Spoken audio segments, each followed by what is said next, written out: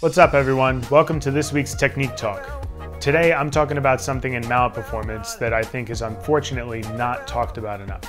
It's instantaneously beneficial to your playing and it can be accomplished no matter what skill level you're at. At first when I say it, it might seem kind of simple, but it's really pretty big, and what I'm talking about is the correct height for your mallet instruments. There is no one correct height to play the instrument at, and it's going to change pretty drastically depending on how tall you are. But what I'm really focused on is when people play with the instrument too low. This of course is a much bigger problem for people that are taller like myself, and I went through many years playing with the instrument way too low without realizing it. When the instrument is too low, it's not only bad for your technique, but it's also bad for your body. So let's address some of these concerns. As you can see in the frame next to me, with the instrument too low, it puts your wrist at an extreme angle before you even start playing. With the instrument at this height and the wrist at that angle, it forces you to move the point of rotation up to the elbow instead of at the wrist where it's supposed to be. This results in extra strain on the wrist and more fatigue in the arm in general. On the opposite end of this, you'll notice that people will correct the angle when the instrument was too low, but they'll end up playing with the mallets at a very downward slope towards the instrument.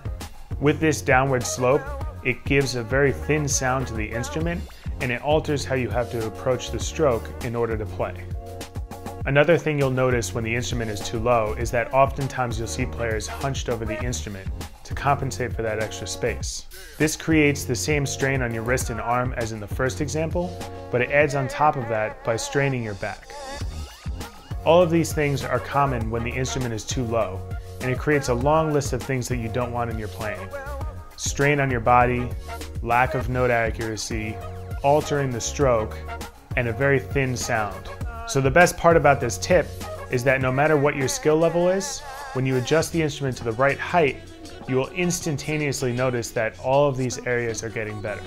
So now that we've addressed some of these common issues, let's compare it to the instrument when it's at the right height. The first thing you'll notice is that there's no strain to the wrist. This allows for a nice full and fluid stroke when approaching the instrument. The next thing you'll notice is that the mallet is at a good angle to the instrument. This will create a nice full sound of the bar. You'll see that there's no reason to hunch over the instrument. I'm not trying to compensate for any lost space between me and the playing area. I want everybody to check out their mallet instrument heights, make sure you're adjusting it so that you're not putting extra strain on your body, and I'm guaranteeing that you'll notice the results. Don't forget to hit that like button and subscribe to my channel. Keep up to date with all of these videos.